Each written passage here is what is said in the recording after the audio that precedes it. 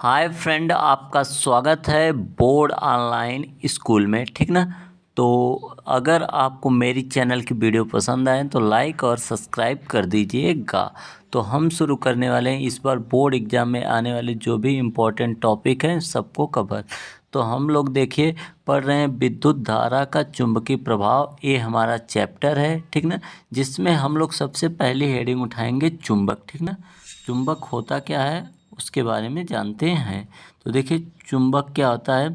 यह एक विशेष गुण वाला पदार्थ होता है जो लोहे तथा निकिल को आकर्षित करता है, अतः इस गुण को चुंबक कहते हैं। तो आपको दो बातें याद रखनी, यह विशेष गुण वाला पदार्थ होता है, यह लोहे तथा निकिल लिख दिया गया, निकिल को आकर्षित करता है और इसी गुण के कारण इसे चुंबक कहा जाता है।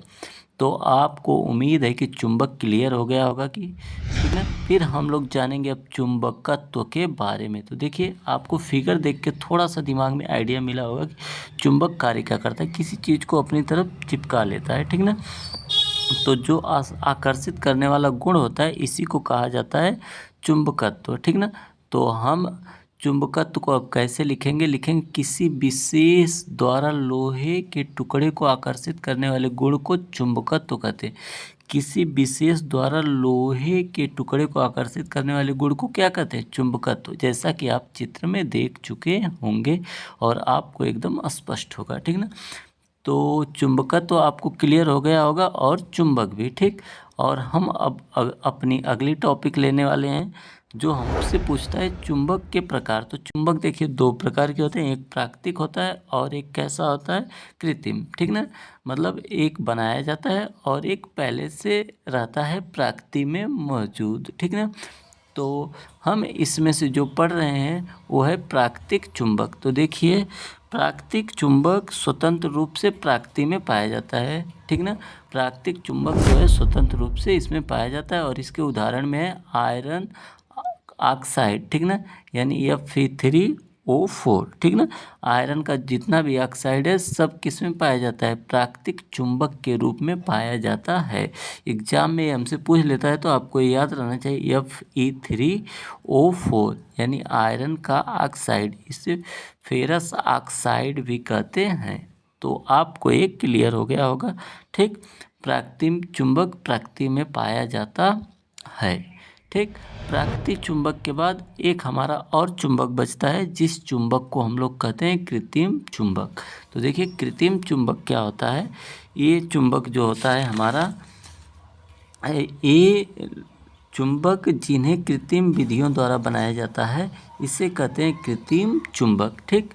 जिसे कृत्रिम, वह चुंबक जिन्हें कृत्रिम विधियों द्वारा बनाया जाता है उससे क्या कहते हैं, कृत्रिम चुंबक। ठीक ना।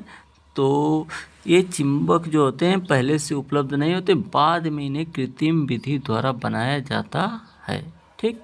तो इस चुंबक को क्या कहेंगे, कृत्रिम चुंबक। अब आपको कृत्रिम चुंबक क्लियर हो गया होगा। ठीक। अब हम लोग जान लेते हैं थोड़ा सा और अगला पार्ट में हम लोग पढ़ने वाले हैं ध्रुव के बारे में, जिसमें हम लोग पढ़ेंगे चुंबक के कौन कौन से ध्रुव होते हैं, उत्तरी ध्रुव, दक्षिणी ध्रुव। और आपको इससे पहले जो है पूरा वीडियो कवर कराया गया है धारा का, उसको जाके आप देख लीजिए। तो बोर्ड एग्ज़ाम के जितने भी इम्पोर्टेंट टॉपिक हैं आपके सारे इस चैनल पे कवर करा दिए गए हैं। आपको पसंद आ रहा हो तो प्लीज़ चैनल को लाइक, सब्सक्राइब और शेयर करिए। ठीक। और एक बात और जानिए आप लोग, कृत्रिम चुंबक का एक उदाहरण होता है जो हमारे दिमाग से अभी स्लिप कर गया था, आपको पता होना चाहिए। कृत्रिम चुंबक का एक उदाहरण हमारा होता है जो होता क्या है, लोहा होता है और क्या होता है, कोबाल्ट होता है और क्या होता है, चुंबकीय सुई होती है। यानी इन सभी को बनाया जाता है ज़बरदस्ती। ठीक ना। लोहा, कोबाल्ट और चुंबकीय सुई, इन सभी को हम लोग चुंबक जैसा बना सकते हैं कृत्रिम विधि के द्वारा। ठीक। तो वीडियो यहीं पे समाप्त होती है। यदि आपका कोई डाउट या कन्फ्यूजन है तो कमेंट करिए, और यदि आप बोर्ड में हैं तो नोट्स प्राप्त करना चाहते हैं हमारे दिए गए नंबर से संपर्क करके आप हमसे व्हाट्सएप पे संपर्क करके अपना नोट्स प्राप्त कर सकते हैं, वो भी 190 रुपीज़ में।